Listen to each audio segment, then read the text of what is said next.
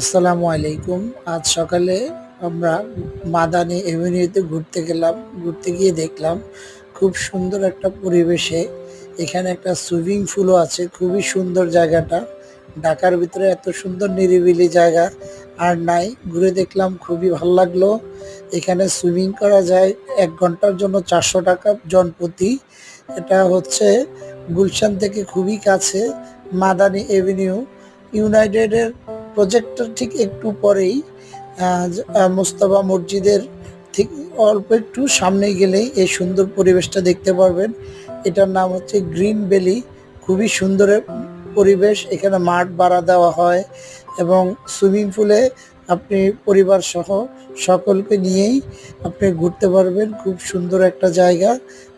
সময় পেলে ঘুরে আসবেন। ঈদের ছুটিতে সবাই ঘুরে আসবেন। আমিও যাব, আব্দুল্লাহ যাবে, ফয়সালও যাবে। আমরা গিয়ে এই সুইমিং পুলে গোসল করব এবং সময় কাটাবো এবং আব্দুল্লাহকে সেখানে আমরা পিৎজা ও বার্গার খাওয়াবো এবং সে ফুটবল ও ক্রিকেট দুটোই খেলবে।